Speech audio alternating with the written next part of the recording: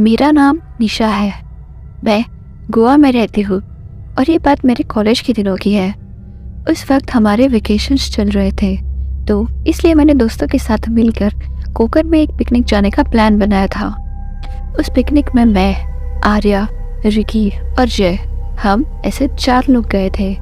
सुबह के 7 बजे हम लोग कोकण में जाने के लिए निकल गए।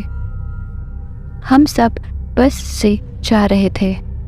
कुछ देर बाद हम लोग शिवगढ़ नाम के गांव में उतर गए। इसके बाद हम सबसे पहले वहां पर रहने के लिए एक जगह ढूंढने लगे और थोड़ी ही देर बाद हमें एक हवेली दिखाई दी जो बहुत ही ज़्यादा पुरानी लग रही थी। उसे देखकर हम समझ चुके थे कि उस हवेली में अब कोई भी नहीं रहता, इसलिए हम सब लोग उसी हवेली के अंदर चले गए। हम सब दोस्त मिलकर वहीं पर बहुत एंजॉय करने लगे। उसके बाद मैं ऐसे ही हवेली से बाहर आ गई, लेकिन तभी अचानक मेरे सामने एक तांत्रिक बाबा आ गए। उन्हें देखकर मैंने कहा, आप कौन हैं? इस पर उन्होंने कहा, मैं एक तांत्रिक हूँ और तुम बताओ यहाँ क्या कर रही हो?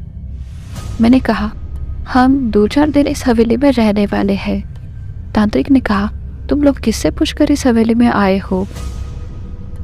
मैंने कहा, तो क्या यह हवेली आपकी है? तांत्रिक ने कहा, नहीं, लेकिन तुम लोग यहाँ रहने चाहते हो तो रह सकते हो, लेकिन तुम लोग 13 नंबर वाले कमरे के आसपास भी मत भटकना। मैंने कहा, लेकिन क्यों?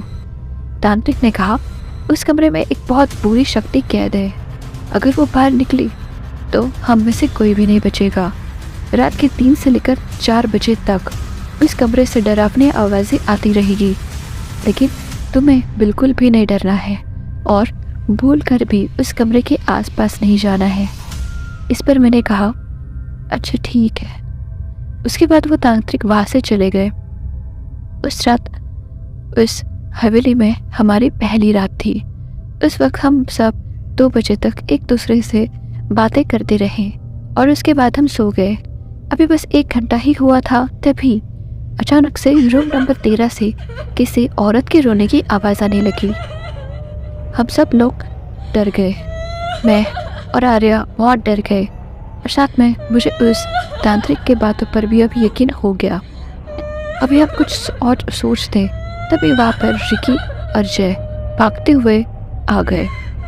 जय ने कहा, हे, क्या आप लोगों ने वो आवाज़ सुनी? मैंने कहा, हाँ, रूम नंबर 13 से आ रही है वो आवाज़ें। आर्या ने कहा, उस कमरे में कोई लड़की है क्या? इस पर जय ने कहा, आई थिंक उस लड़की को किसी ने किडनैप किया होगा। आर्या ने कहा, अगर ऐसे बात है तो हमें उसकी मदद करनी चाहिए। इस पर मैंने कहा, बिल्कुल भी नहीं, हम में से उस कमरे की तरफ कोई भी नहीं जाएगा। जय ने कहा, लेकिन क्यों? उसके बाद मैंने वो सब बातें उन्हें बता दी जो मुझे सुबह तांत्रिक ने बताई थी। वो सुनकर आर्या ने कहा, अगर ऐसी बात है तो हमें इसी वक्त इस हवेली से निकलना चाहिए। इस पर मैंने कहा, इसकी कोई ज़रूरत नहीं है, क्योंकि हमें उस शक्ति से कोई भी खतरा नहीं है। जब तक उस रूम नंबर 13 में वो शक्ति कैद है, ये हवेली रहने लायक है। दूसरी रात 3 बजे उस 13 नंबर के कमरे से उस औरत के हंसने की आवाज़ आने लगी, लेकिन हमें पता था कि वो किसी का कुछ भी नहीं बिगाड़ सकती। वो किसी के लिए भी कोई खतरा नहीं है। हम दिन भर उस गांव में घूमते थे और रात को उस हवेली में ही रुकते थे। हम उस हवेली में करीब 8 दिन तक रहे, लेकिन हर रात उस रूम नंबर 13 से एक औरत की डरावनी आवाज़ आती रहती थी, कभी हंसने की तो कभी रोने की। अब इस बात को करीब 3 साल बीत चुके हैं, लेकिन उसके बाद हम उस गांव में फिर कभी नहीं गए और उस हवेली का राज जानने की हमने कभी कोशिश भी नहीं की।